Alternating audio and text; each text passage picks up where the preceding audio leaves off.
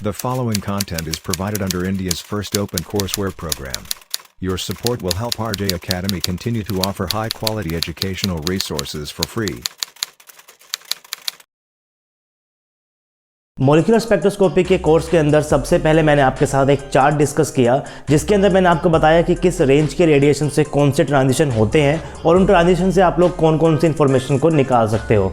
उसके बाद rotational spectroscopy को हमने स्टार्ट किया और रोटेशनल स्पेक्ट्रोस्कोपी को पढ़ने के लिए आपको दो बातों का ध्यान रखना है। नंबर 1, आपको अपने मॉलिक्यूल को क्लासीफाई करना आना चाहिए as different type of rotor, और नंबर 2, आपको एक एलिमेंट्री आइडिया होना चाहिए मोमेंट ऑफ इनर्शिया का। तो सबसे पहले हम लोगों ने मोमेंट ऑफ इनर्शिया को पढ़ा, अपने मॉलिक्यूल क्लासीफाई करना सीखा। उसके बाद रोटेशनल स्पेक्ट्रोस्कोपी को हमने स्टार्ट किया और अभी तक की क्लासेस के अंदर बोर फ्रीक्वेंसी कंडीशन और सिलेक्शन रूल पढ़ चुके हैं स्पेसिफिकली फॉर रोटेशनल स्पेक्ट्रोस्कोपी। आज इस क्लास के हम लोग पढ़ने वाले हैं कि आखिर पॉपुलेशन रेशो क्या होता है और पॉपुलेशन रेशो रोटेशनल स्पेक्ट्रोस्कोपी के अंदर किस तरीके से आपको पढ़ना है, और कुछ क्वेश्चन भी मैं आपको कराऊंगा जो प्रीवियस ईयर गेट के अंदर आपसे पूछे गए हैं। तो चलिए स्टार्ट करते हैं आज की क्लास।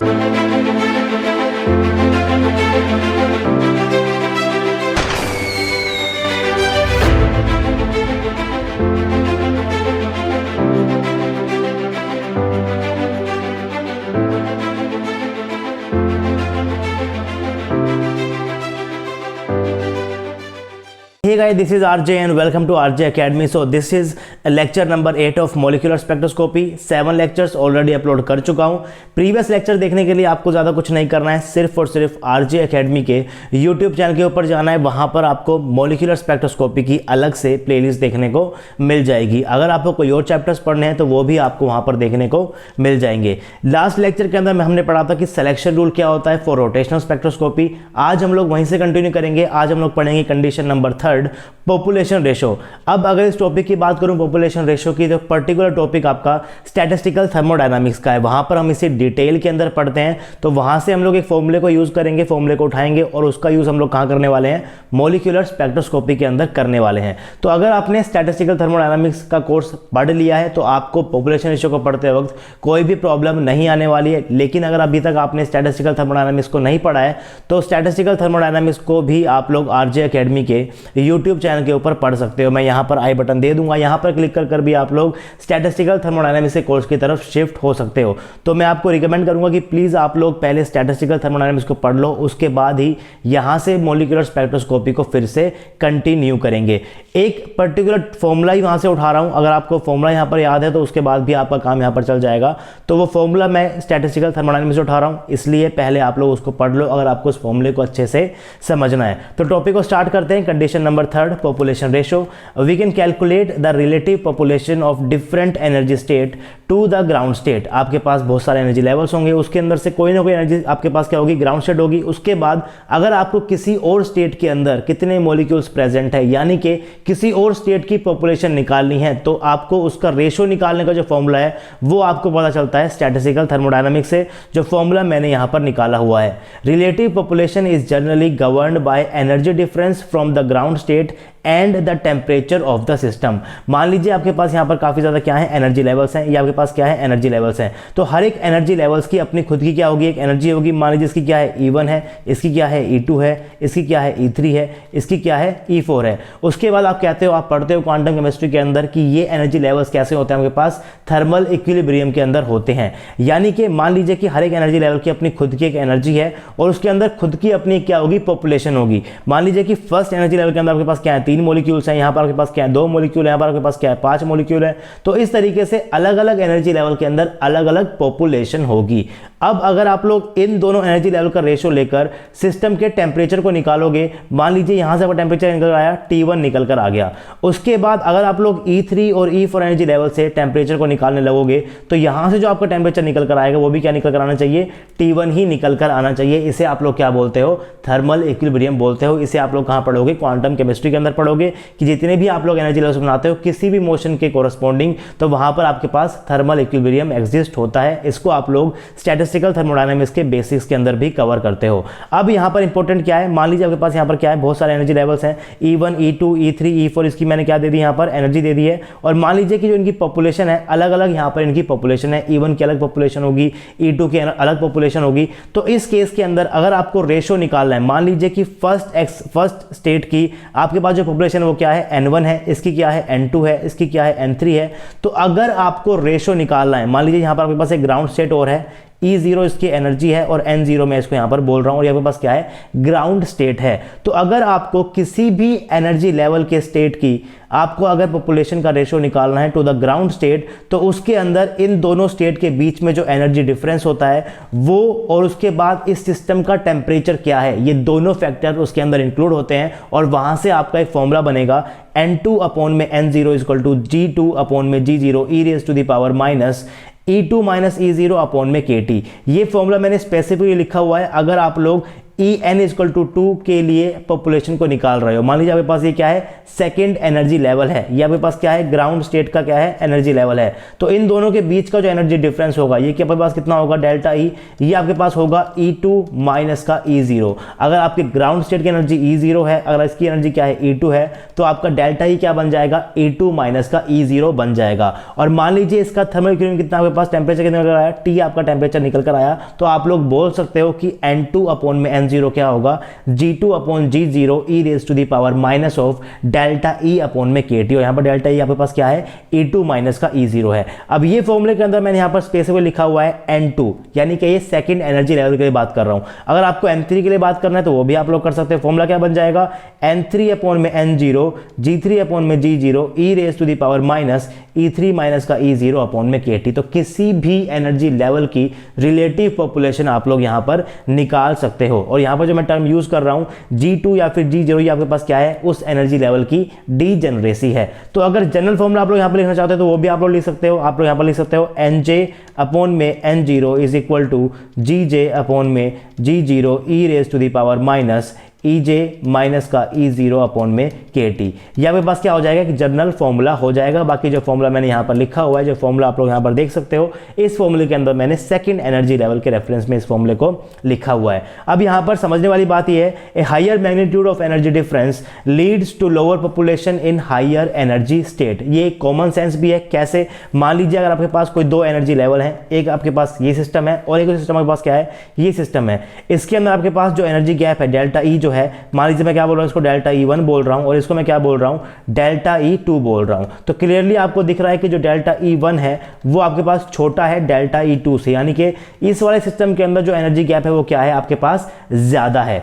अगर मैं बात करता हूं किसी एक पर्टिकुलर टेम्परेचर के ऊपर, मान लीजिए कि इस वाले स्टेट के अंदर आपके पास जो मॉलिक्यूल्स हैं, यहां पर ग्राउंड स्टेट आपके पास क्या है 6 मॉलिक्यूल्स यहां पर प्रेजेंट है और 6 ही मॉलिक्यूल्स आपके पास क्या है यहां पर प्रेजेंट है। अगर मैं सिस्टम के टेम्परेचर को यहां पर T देकर चल रहा हूं, यहां पर टेम्परेचर के पास क्या है T है, किस सिस्टम के अंदर आपके पास ग्राउंड स्टेट की पॉपुलेशन ज्यादा होगी, किस सिस्टम के अंदर आपके पास ऊपर वाली स्टेट की पॉपुलेशन ज्यादा होगी। तो अगर मैं यहां पर बात करता हूं तो डेल्टा ही आपके पास क्या है यहां पर कम है, तो कम टेम्परेचर के ऊपर ही आपके जो मॉलिक्यूल्स है वो ऊपर की तरफ क्या कर जाएंगे एक्साइट कर जाएंगे। यानी कि इस सिस्टम के अंदर से ऐसा हो सकता है कि कुछ मॉलिक्यूल्स यहां से निकल कहां चले जाएं ऊपर चले जाएं। लेकिन अगर मैं इस वाले सिस्टम की बात करता हूं, पहले वाले सिस्टम की बात करता हूं, ए सिस्टम की बात करता हूं, या आपके पास मान लीजिए क्या है बी सिस्टम है, या आपके पास क्या है ए सिस्टम है, तो इस सिस्टम के अंदर जो आपके मॉलिक्यूल्स हैं, क्योंकि टेम्परेचर अभी T है लेकिन जो एनर्जी गैप है वो काफी ज्यादा है, मान लीजिए कि यहां पर इसके टेम्परेचर को हमें और बढ़ाना पड़ेगा तभी आपके मॉलिक्यूल ऊपर जा सकते हैं। तो क्योंकि यहां पर टेम्परेचर कम है तो मॉलिक्यूल्स ऊपर नहीं जा पाएंगे और ज्यादा पॉपुलेटेड जो स्टेट होगी वो कौन सी होगी,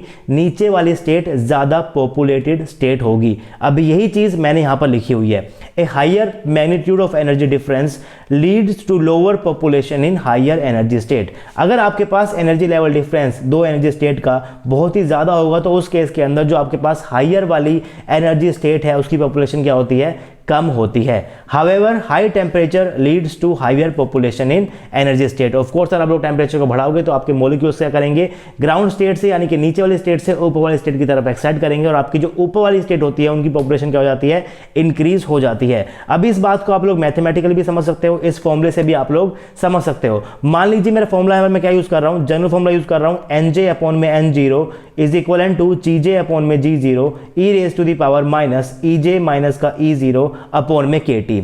अब अगर EJ माइनस का E0 ये वाला टर्म आपके पास बहुत ही छोटा होगा तो आपके पास ये वाली पूरी टर्म क्या हो जाएगी, बहुत ही छोटी हो जाएगी, क्योंकि आपके पास यहाँ पर नेगेटिव चार्ज आ गए तो ये पूरी टर्म क्या हो जाएगी, बड़ी हो जाएगी। अब अगर ये पूरी टर्म बड़ी हो गई तो आपके पास NJ अपॉन N0 क्या हो जाएगा, 1 से बड़ा हो जाएगा। NJ क्या हो जाएगा, आपके पास 1 से बड़ा हो जाएगा, यानी कि NJ की जो पॉपुलेशन है वो बड़ी ज़्यादा हो जाएगी, किससे, N0 से ज़्यादा हो जाएगी।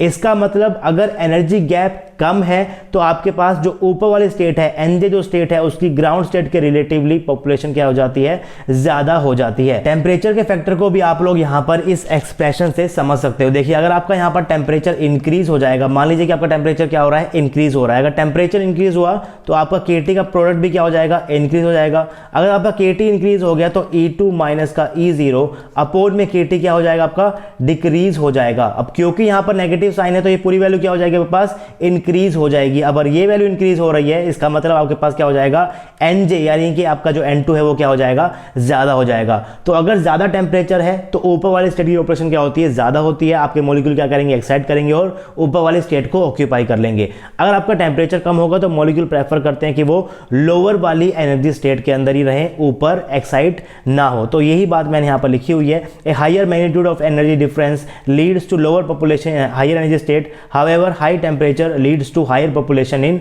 Higher energy state. अब यहां पर एक क्वेश्चन ये निकल कर आता है कि will the ground state have the highest population while studying rotational spectroscopy. क्योंकि वाइब्रेशन स्पेक्ट्रोस्कोपी के अंदर हमने देखा था कि आपके पास जो ग्राउंड स्टेट है वो ज़्यादा पॉपुलेटेड होती है। अभी तक आप लोगों ने वाइब्रेशन स्पेक्ट्रोस्कोपी नहीं पढ़ी, लेकिन स्टैटिस्टिकल थर्मोडायनामिक्स के अंदर आप लोगों ने देखा था कि वाइब्रेशन की जो आपके पास एनर्जी लेवल्स होते हैं उनके अंदर जो ग्राउंड स्टेट है वो क्या होती है, हाईली पॉपुलेटेड होती है। तो क्या रोटेशनल स्पेक्ट्रोस्कोपी के अंदर भी जो आपके पास ग्राउंड स्टेट होगी वो ज़्यादा पॉपुलेटेड होती है या फिर नहीं होती? तो इसका आंसर बहुत सिंपल है कि नहीं, because the value of delta E, आपको पता है कि ट्रांसलेशन मोशन के अंदर या फिर रोटेशन मोशन के अंदर जो डेल्टा ई होता है यानी कि एनर्जी लेवल्स के बीच में जो गैप होता है ये आपका छोटा होता है KT से। यहां पर जो आपके पास T क्या है, ये क्या है, आपके पास टेम्परेचर है। तो यानी कि ऑर्डिनरी टेम्परेचर के ऊपर भी जो आपके पास यहां पर एनर्जी गैप है क्या होता है, आपके पास डेल्टा ई ये कम होता है। यानी कि रूम टेम्परेचर के ऊपर भी जो आपके मॉलिक्यूल्स हैं वो ऊपर की तरफ एक्साइट कर सकते हैं। यानी कि ग्राउंड स्टेट की तो आपके पास पॉपुलेशन ज्यादा नहीं होगी क्योंकि आपके जो मॉलिक्यूल्स है वो ऊपर की तरफ एक्साइट कर रहे हैं, क्योंकि डेल्टा ई आपका क्या है, कम है। और आपने अभी अभी देखा है कि अगर आपका डेल्टा ई कम होगा तो आपके पास जो हायर एनर्जी स्टेट है उसकी पॉपुलेशन क्या होती है, आपके पास ज्यादा होती है। अब क्वेश्चन बनता है कि which energy level has the highest population in case of rotational motion. अभी अभी आपने कहा कि जो ग्राउंड स्टेट है उसकी पॉपुलेशन तो मैक्सिमम नहीं है, तो फिर आखिर किस क्वांटम नंबर के कोरस्पॉन्डिंग आपकी एनर्जी यानी कि किस एनर्जी स्टेट के कोरस्पॉन्डिंग आपकी जो पॉपुलेशन है वो क्या है, हाईएस्ट है। आपके पास यहां पर क्या होने वाले हैं, काफी ज्यादा एनर्जी लेवल्स है। मान लीजिए आपके पास क्या है, काफी ज्यादा एनर्जी लेवल्स है। ये आपके पास मान लीजिए क्या है, ग्राउंड स्टेट का एनर्जी लेवल है। आप कह रहे हो कि इस स्टेट के अंदर तो आपके पास पॉपुलेशन हाईएस्ट नहीं है। तो अगर इस स्टेट के अंदर आपके पास पॉपुलेशन हाईएस्ट नहीं है तो इनमें से किस स्टेट के कोरस्पॉन्डिंग आपकी जो पॉपुलेशन है वो क्या होगी, हाईएस्ट होगी। यहां पर आपके पास क्या है, J = 0 है। यहां पर आपके पास क्या है, J = 1 है। यहां पर आपके पास क्या है, J = 2 है। ये क्या है, J = 3 है। आप निकाल रहे हो कि इन एनर्जी लेवल के कोरस्पॉन्डिंग किस एनर्जी लेवल के कोरस्पॉन्डिंग आपके पास जो पॉपुलेशन है वो सबसे ज्यादा होगी। यानी कि किस वैल्यू के बराबर, किस J की नंबर के बराबर आपके पास जो पॉपुलेशन है वो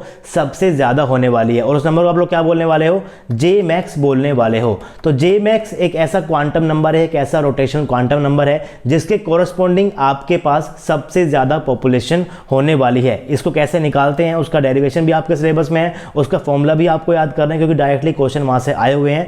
गेट के अंदर 2 बार आ चुका तो नेट के अंदर आने के चांसेस बहुत ज्यादा बढ़ जाते हैं। कैसे उसको डिराइव करते हैं उसके लिए आपको यहां पर थोड़ी देर के लेक्चर के अंदर बनाना पड़ेगा, तो वीडियो को पूरा देखते रहिए, आप लोग समझ जाओगे कि आखिर J max का फॉर्मूला क्या है और कैसे उसे डिराइव करते हैं। तो सबसे पहले मैंने यहां पर लिखा हुआ है number of molecules in jth state with respect to the number of molecules in the ground state. इस फॉर्मूले को मैंने कहां से उठाया है, स्टैटिस्टिकल थर्मोडायनामिक्स से उठाया। फॉर्मूला कैसे लिखा, NJ/N0 = GJ/G0 e⁻ EJ - E0/KT। ये फॉर्मूला आपको पता है, ये फॉर्मूला आपको याद भी है। उसके बाद यहां पर आपको GJ की वैल्यू को पुट करना है, G0 की वैल्यू को पुट करना है, EJ की वैल्यू को पुट करना है और E0 की वैल्यू को पुट करना है। तो इसकी वैल्यू को आप लोग कहां से लेकर आओगे, ये वैल्यूज आपको मिलती है क्वांटम केमिस्ट्री से। तो क्वांटम केमिस्ट्री से आपको पता है कि जो आपका GJ होता है रोटेशन मोशन के कोरस्पॉन्डिंग, ये आपके पास क्या होता है 2J + में 1 होता है। और जो आपके पास EJ आपके पास क्या होता है BJ × में J + का 1 होता है। तो इनकी वैल्यूज को मैं यहां पर पुट कर दूंगा और अपने आंसर को आगे, अपने जो डेरिवेशन है उसको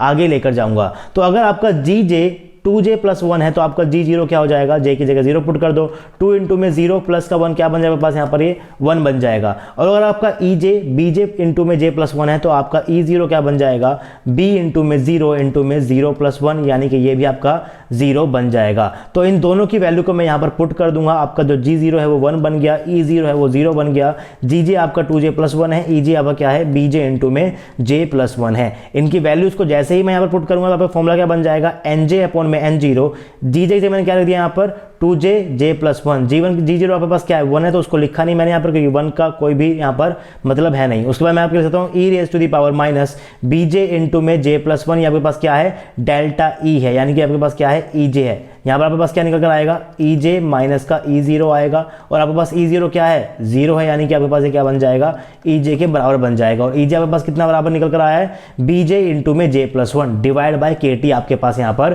पहले से ही था। लेकिन यहाँ पर भी आपको यूनिट्स का अच्छा खासा ध्यान रखना है। अगर आप लोग यहाँ पर इस फॉर्म के अंदर लिख रहे हो तो इसका मतलब जो आपका पास b है ये b आपको जूल के अंदर गिवन है। ये पता कैसे चलता है, क्योंकि आप लोग यहाँ पर देख सकते हो यहाँ पर पास इस वाले एक्सप्रेशन में पास यहाँ पर क्या है, यहाँ पर आपके पास है bj इंटू में j+1 अपॉन में kt। अब नीचे आपके पास यहाँ पर क्या है kt है, kt का जो आपके पास यूनिट निकल के आएगी वो क्या निकल कर आती है आपके पास यहाँ पर जूल में निकल कर आती है। तो अगर नीचे जूल है तो ऊपर भी क्या होना चाहिए आपके पास जूल ही होना चाहिए। j तो आपके पास क्या है क्वांटम नंबर है, उसकी आपके पास कोई भी यूनिट नहीं है, इसका मतलब b भी किसके अंदर आपको यहाँ पर गिवन है, जूल के अंदर ही गिवन है। लेकिन अगर आपका एक्सप्रेशन इस टाइप का लिखा हुआ है nj upon n0 equal to 2j+1 into में e raise to the power minus bhcj into में j+1 अपॉन में kt, इसका मतलब यहाँ पर जो आपके पास b है वो किसमें है, सेंटीमीटर इनवर्स के अंदर है, क्योंकि अब यहाँ पर bhc क्या बन जाएगा आपके पास कुल मिलाकर सेंटीमीटर इनवर्स निकल कर आ जाएगा। अब भी आपके पास यहाँ पर क्या है सेंटीमीटर इनवर्स है, h आपके पास क्या होगा जूल इंटू में सेकंड होगा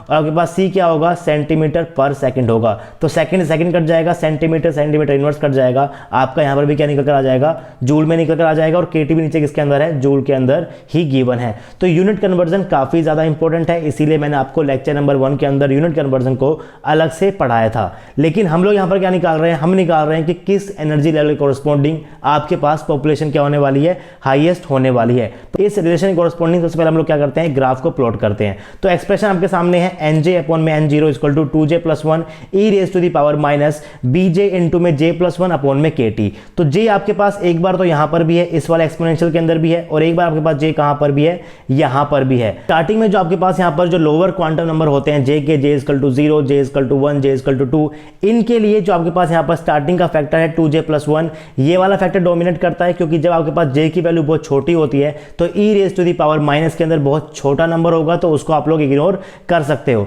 तो जब आपके पास j की छोटी वैल्यू होगी तो 2j+1 वाला फैक्टर क्या करेगा, डोमिनेट करेगा, और जब आपके पास j की बड़ी वैल्यू होगी तो वहां पर आपके पास ये एक्सपोनेंशियल वाला फैक्टर जो है ये डोमिनेट करेगा। तो ग्राफ किस टाइप का आएगा, जब आपके पास मान लीजिए मैंने ग्राफ बनाया, यहाँ पर मैंने क्या ले लिया nj अपॉन में n0 ले लिया, यहाँ पर मैंने क्या ले लिया j को ले लिया है। तो जब आप लोग ग्राफ को प्लॉट करोगे तो स्टार्टिंग में क्या फैक्टर डोमिनेट कर रहा है 2j+1, यानी कि j के इंक्रीज होने से आपका nj अपॉन में n0 क्या होगा, इंक्रीज होगा। तो मैंने क्या कर दिया, उसे स्टार्टिंग के अंदर इंक्रीज कर दिया। उसके बाद मान लीजिए कि आप लोग एक ऐसे j के ऊपर पहुंच गए हो जिसके बाद आपका जो एक्सपोनेंशियल वाला फैक्टर है ये डोमिनेट करेगा। तो अगर आपका ये डोमिनेट करने लग गया तो आपका ग्राफ कैसा हो जाएगा, एक्सपोनेंशियली वो डिक्रीज हो जाएगा। तो मान लीजिए इस पॉइंट पर आपको क्या हो रहा है, यहाँ पर ग्राफ जो है एक्सपोनेंशियली डिक्रीज हो रहा है। तो इस पॉइंट के ऊपर आपके पास जो nj अपॉन में n0 वो क्या है, मैक्सिमम है, यानी कि इस पॉइंट के कोरस्पॉन्डिंग जो आपके पास क्वांटम नंबर होगा j का, उसे आप लोग क्या बोलने वाले हो, j मैक्स बोलने वाले हो। तो मैथमेटिक्स के अंदर आप लोग क्या करते हो, जब भी आपके पास कोई ग्राफ होता है इस टाइप का और आपको निकालनी होती है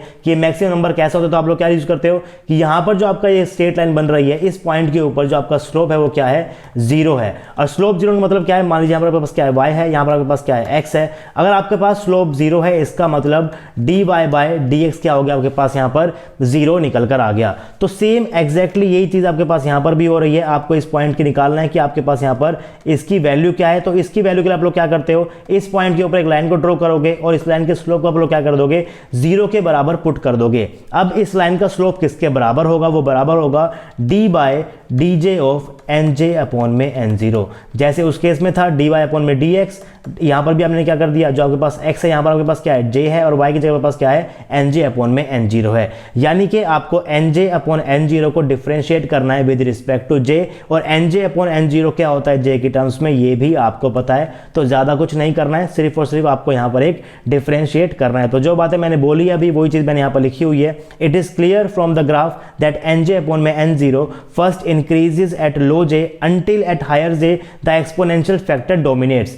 उस j की वैल्यू तक बढ़ता रहेगा जहां तक आपका जो एक्सपोनेंशियल फैक्टर है वो डोमिनेट नहीं करेगा। जैसे ही आपका एक्सपोनेंशियल फैक्टर डोमिनेट करना शुरू करेगा, आपके nj अपॉन में n0 की वैल्यू क्या हो जाएगी, डिक्रीज होना स्टार्ट हो जाएगी, एंड देन nj अपॉन में n0 decreases. The peak point और position that is at j max rotational quantum number with maximum population may be obtained by applying maxima और minima condition on nj upon में n0। जो slope को आप लोग zero put करते हो उसी को आप लोग क्या बोलते हो, by applying maxima and minima condition. Mathematics के अंदर आप लोग सबसे पहले क्या करते हो, एक बार डिफरेंशिएट करते हो, उसको जीरो के बराबर पुट करते हो, तो जिस भी j के कोरस्पॉन्डिंग आपकी वैल्यू जीरो आएगी, उस j के कोरस्पॉन्डिंग या तो आपका मैक्सिमा होने वाला है या तो आपका मिनिमा होने वाला है। लेकिन क्योंकि हमारे पास ग्राफ है, हमें पता चल रहा है कि इस ग्राफ के अंदर इस पॉइंट के ऊपर मिनिमा तो नहीं है, मैक्सिमा है, तो आप लोग यहां पर डबल डिफरेंशिएट नहीं करोगे। मैथमेटिक्स के अंदर चेक करने के लिए कि मैक्सिमा निकला है कि मिनिमा निकला है, आपको डबल डिफरेंशिएट करना पड़ता है। अगर डबल डिफरेंशिएट करने के बाद आपके पास नेगेटिव वैल्यू आती है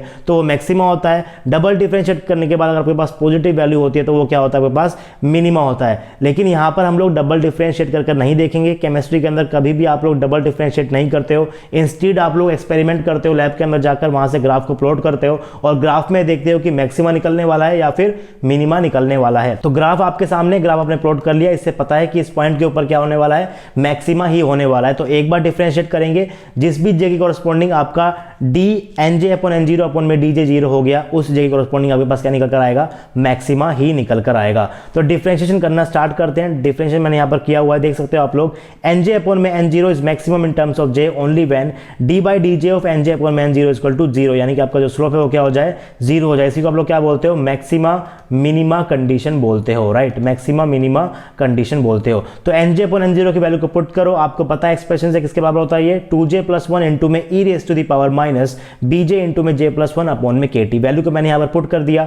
अब आपको यहाँ पर j के रिस्पेक्ट में डिफरेंशिएट करना है। यहाँ पर आपके पास दो फंक्शन निकल कर आ गए, 2j प्लस 1 और एक आपके पास क्या है, e raise to the power minus का bj into j plus 1 upon में kt।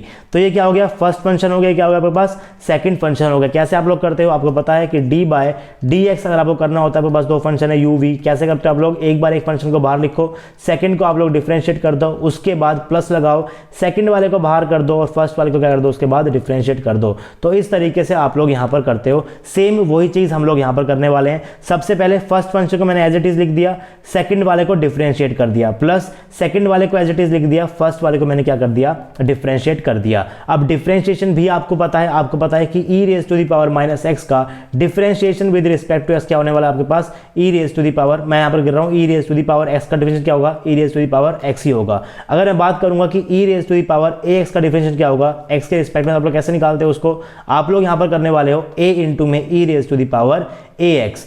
अब अगर मैं यहां पर इसको डिफरेंशिएशन करना आपको सिखाऊं तो कैसे आप लोग यहां पर करते थे, e raise to the power ax अगर आपको गिवन होगा तो आप लोग क्या करो, जो भी आपके पास e raise to the power के अंदर है इसको आप लोग क्या कर लो, इसको आप लोग x लेट कर लो। उसके बाद आप लोग डिफरेंशिएट कर रहे हो x के रिस्पेक्ट में, तो आप क्या कर दोगे आप लोग, आपको पता है कि e raise to the power x का क्या होता है, e raise to the power x होता है। तो e raise to the power बड़ा x मैंने इसको क्या कर लिया, लेट कर लिया, तो इसका डिफरेंशिएशन क्या होने वाला है आपके पास, e raise to the power बड़ा x ही होने वाला है। उसके बाद जो आपने बड़ा x लिया है उसको आप लोग दोबारा से डिफरेंशिएट कर दो, आपका आंसर निकल कर आ जाएगा कंप्लीट डिफरेंशिएशन का।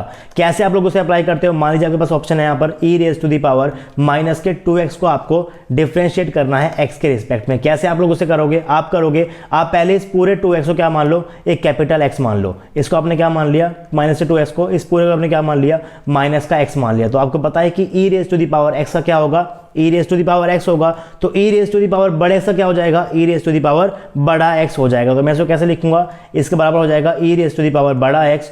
उसके बाद जिसको भी आपने x माना है उसको आप लोग क्या कर दो, फिर से डिफरेंशिएट करके साथ में मल्टीप्लाई कर दो। उसके बाद x की वैल्यू को पुट कर दो, यहाँ पर क्या बन जाएगा, ई रेज टू माइनस का x इंटू में D by D x of minus का 2x, और माइनस के 2x का डिफरेंशिएशन तो आपको पता है माइनस का 2 होगा, तो कॉम्प्लीट आंसर क्या निकल जाएगा, माइनस का 2 E raise to the power minus के 2x। तो मैंने यहाँ पर आपको एक एग्जांपल दे दिया किस तरीके से आप लोग डिफरेंशिएट करते हो E raise to the power minus ax वाले फंक्शन को। तो यहाँ पर आपको इस फंक्शन को डिफरेंशिएट करना है। उसके बाद ये वाला फंक्शन तो काफ़ी ज़्यादा ईजी है डिफरेंशिएट करने के लिए, इसको मैंने यहाँ पर डिफरेंशिएट किया हुआ है, जिस तरीके से समझाया है उसी तरीके से मैंने यहाँ पर इसको डिफरेंशिएट किया हुआ है, ज़्यादा कुछ भी नहीं किया हुआ है। जो भी आपके पास यहाँ पर गिवन है इसको मैंने बड़ा एक्स मान लिया, बड़े एक्स को मैंने यहाँ पर क्या लिख दिया, साथ में लिख दिया, ई रेज टू दी पावर बड़ा एक्स हो गया ये। उसके बाद जिसको मैंने एक्स माना है उसको मैंने बाद में दोबारा से क्या कर दिया है, डिफरेंशिएट कर दिया है। तो जब आप लोग सब कुछ डिफरेंशिएट कर लोगे तो आपके पास क्या निकल कर आ जाएगा, ये चीज आपके पास, ये टर्म आपके पास यहाँ पर निकल कर आ जाएगी, E raise to the power minus B J into J plus one upon में के टी इंटू में माइनस का B by K T 2j plus 1 का होल स्क्वायर प्लस का 2 इज इक्वल टू 0। तो या तो इस एक्सप्रेशन के बाद आप लोग क्या बोल सकते हो कि या तो आपका ये वाला पार्ट 0 होना चाहिए या तो आपका ये वाला पार्ट क्या होना चाहिए, 0 होना चाहिए। अगर आपके इस वाले पार्ट को 0 होना है तो आपके जे को क्या होना पड़ेगा, इनफाइनाइट होना पड़ेगा, तभी आपका ये क्या हो जाएगा, 0 होगा, क्योंकि E raise to the power minus infinite क्या होता है आपके पास, 0 होता है। अब इनफाइनाइट तो फाइनाइट नंबर है नहीं, लेकिन आपको देख फाइनाइट नंबर निकालना है कि किस जे के कोरस्पॉन्डिंग आपके पास जो पॉपुलेशन है वो क्या है, हाईएस्ट है। तो to get the final value of J आप लोग क्या करने वाले हो, इस वाले को पार्ट को क्या करोगे, 0 के बराबर पुट कर दोगे। जैसे ही आप लोग इसके बराबर इसको 0 के बराबर पुट करोगे आपके पास क्या निकल कर आ जाएगा, 2j प्लस 1 का whole square is equal to 2kt upon में b। अब यहाँ पर आपके पास थोड़ी सी मैथमेटिकल मैनिपुलेशन करनी है, इसको आप लोग मैथमेटिकल मैनिपुलेशन करते रहो तो आपके पास क्या फॉर्मूला निकल कर आ जाएगा, j max is equal to under root of 2kt upon का b माइनस का 1 अपॉन में 2। इस फॉर्म के अंदर भी याद कर सकते हो और आप लोग इसको थोड़ा सा और रिड्यूस कर ये फॉर्म के अंदर भी याद कर सकते हो कि जो आपका j max है वो क्या है, under root of kt upon में 2b माइनस का 1/2। कुछ नहीं किया हुआ है, इसके साथ भी 2 को ले लिया, इसके साथ भी क्या कर लिया मैंने, 2 को ले लिया। तो किसी भी फॉर्म के अंदर आप लोग याद कर सकते हो।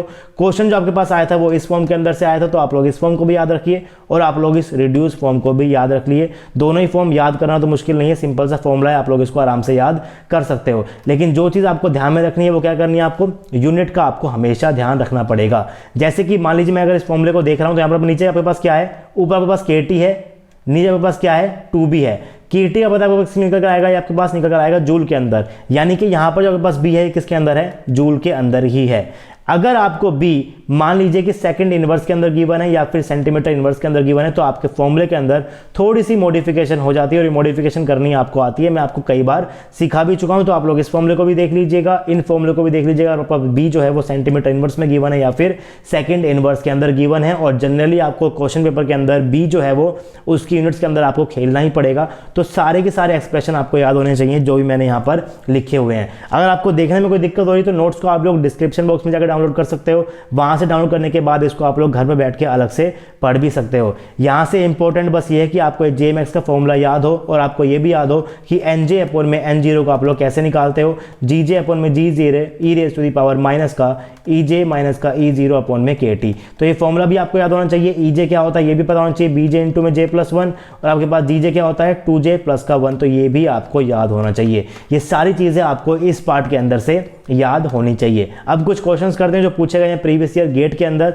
तो गेट 2004 के अंदर डायरेक्ट क्वेश्चन आया था, सबसे पहली बार j max वाले पार्ट को इंट्रोड्यूस कराया था इस टॉपिक से, मॉलिक्यूलर स्पेक्ट्रोस्कोपी के। क्वेश्चन क्या था, सिंपल फॉर्मूला ही पूछा था, the population of jth rotational level. आपको एक फॉर्मूला भी गिवन है, ये वही फॉर्मूला जो आप लोग अभी तक पढ़ रहे हो, राइट। आप लोग यहाँ से n0 उठा के आगे तो यहाँ पर कर दो, तो ये वही फॉर्मूला बन जाएगा जो आप लोग अभी तक पढ़ रहे थे। The value of j max is, तो आपको सिर्फ और सिर्फ फॉर्मूला चेक करना है कि आपका कौन से वाला फॉर्मूला सही है। तो अभी अभी आपने पढ़ा है कि आपने इस देखा कि आपके पास ये फॉर्मूला निकल कर आएगा j max का, तो आपके पास ये क्या हो जाएगा, यहाँ पर सही आंसर हो जाएगा। सेकंड क्वेश्चन गेट के अंदर फिर से आया, गेट 2010 के अंदर, अभी तक नेट के अंदर नहीं आया है, लेकिन गेट में अगर 2 बार आ चुका तो नेट में आने के अब चांसेस है, नेट के अंदर ये चीज़ आ सकती है। क्वेश्चन क्या है, the most populated rotational state for HCl B is equal to 8.5 centimetre inverse. आपको यहाँ पर इसकी B की वैल्यू गिवन है। रोटेशनल कांस्टेंट की वैल्यू क्या है 8.5 centimetre inverse at 300 kelvin is. तो फॉर्मूला आपके सामने है, ये रहा फॉर्मूला, वैल्यू को पुट करना है, लेकिन ध्यान रखिए यहाँ पर आपको B किस में गिवन है, सेंटीमीटर इनवर्स के अंदर गिवन है। और इस फॉर्मूले के हिसाब से जो आपका B है वो किस में होना चाहिए, जूल के अंदर होना चाहिए। तो पहले आपको अपने B को जूल के अंदर कन्वर्ट करना है। कैसे कन्वर्ट करते हैं वो भी आपको आता है, टेम्परेचर भी आपको गिवन है, सब कुछ गिवन है। फॉर्मूले के अंदर वैल्यू को पुट कीजिए, अपने आंसर को निकालिए और जो भी आपका आंसर निकल कर आता है उसे कमेंट बॉक्स के अंदर कमेंट कीजिए, ताकि जो बच्चे सॉल्व नहीं कर पा रहे हैं उनकी थोड़ी सी हेल्प हो जाए। उसके बाद एक क्वेश्चन मैंने और लिखा हुआ है, ये क्वेश्चन किसी एग्जाम के अंदर नहीं आया लेकिन आ सकता है। क्वेश्चन क्या है, the graph between Nj/N0 and J rotational quantum number is drawn below. ये आपके पास ग्राफ गिवन था पेपर क्वेश्चन के अंदर। ग्राफ क्या है आपके पास देख सकते हो, वर्टिकल एक्सिस के ऊपर क्या गिवन है आपको Nj/N0, यहाँ पर आपके पास क्या है J है, और यहाँ पर आपको गिवन था ओरिजिन के ऊपर J मैक्स, यहाँ पर आपको J मैक्स भी गिवन था। तो नोट्स के अंदर यहाँ पर कनेक्शन कर लेना, यहाँ पर आपके पास क्या है J मैक्स भी गिवन है, यानी कि J मैक्स के बाद वाला पार्ट यहाँ पर ड्रॉ करते हो। आपको पता है कि ग्राफ कैसा आएगा, ग्राफ कुछ इस टाइप के वाला आएगा, यानी कि अगर मैं J मैक्स के बाद ग्राफ को प्लॉट करना शुरू करूंगा तो सिर्फ क्या होगा आपके पास यहाँ पर चीज़ें डिक्रीज ही होंगी। तो बाद वाला पोर्शन यहाँ पर गिवन है क्वेश्चन के अंदर। ये वाला जो पोर्शन मैं यहाँ पर लाइन ड्रॉ कर रहा हूँ, ये वाला पोर्शन आपको क्वेश्चन के अंदर गिवन था। यहाँ पर क्या गिवन था आपके पास, J मैक्स था। तो A मॉलिक्यूल का भी आपके गिवन है और B मॉलिक्यूल के लिए भी आपके पास गिवन है। क्वेश्चन क्या पूछा गया है, which of the following is true, BA equal to BB, BA जो है वो BB से बड़ा होगा या फिर जो BA है वो BB से छोटा होगा। यहाँ पर B क्या है आपके पास, रोटेशनल कांस्टेंट है। तो इसके अंदर आपके पास कैसे क्वेश्चन करोगे, उसके लिए आपके पास एक्सप्रेशन है, एक्सप्रेशन को देखिए कैसे आप लोग रोटेशन कांस्टेंट को कंपेयर कर सकते हो अगर आपके पास Nj/N0 और J का ग्राफ है। इस क्वेश्चन को कर देखिएगा, अच्छा कंसेप्चुअल क्वेश्चन है। नेक्स्ट क्लास को स्टार्ट करने से पहले मैं आपको इस क्वेश्चन को कराऊंगा, लेकिन इस क्वेश्चन को अभी के लिए आप लोग खुद करके देखिए। जो भी आपका आंसर आता है उसे कमेंट बॉक्स में जरूर कमेंट कीजिए। अगर आपसे ये क्वेश्चन नहीं हो रहा है तो कमेंट बॉक्स में पोस्ट कर दीजिएगा, कमेंट कर दीजिएगा, मैं इसको नेक्स्ट वीडियो में करा दूंगा। लेकिन अगर आपने कमेंट नहीं किया तो मैं इसको नेक्स्ट वीडियो के अंदर स्किप करने वाला हूं। तो प्लीज़ अगर आपसे नहीं होता है तो कमेंट बॉक्स के अंदर कमेंट कर सकते हो। तो आज हम लोगों ने पढ़ा कि पॉपुलेशन रेशियो क्या होता है रोटेशनल स्पेक्ट्रोस्कोपी के लिए। आई होप कि आपको ये वीडियो पसंद आई होगी, और अगर आपको वीडियो पसंद है तो प्लीज़ वीडियो को लाइक कर देना। चैनल के ऊपर नए हो, अभी तक सब्सक्राइब नहीं किया हुआ तो चैनल को सब्सक्राइब कर लो, और साथ ही साथ बेल आइकन को प्रेस कर लेना ताकि आपके पास नोटिफिकेशन पहुंच जाए जब भी मैं यहाँ पर कोई नया लेक्चर अपलोड करूँ। अगर आपको मेरा काम अच्छा लगता है तो आप RJ अकेडमी को फाइनेंशियली सपोर्ट भी कर सकते हो। आप लोग हमें गूगल पे कर सकते हो, फोन पे कर सकते हो और पेटीएम कर सकते हो। आपसे मिलेंगे नेक्स्ट वीडियो में, तब तक के लिए पढ़ते रहिए, पढ़ाते रहिए, खुश रहिए। Thank you.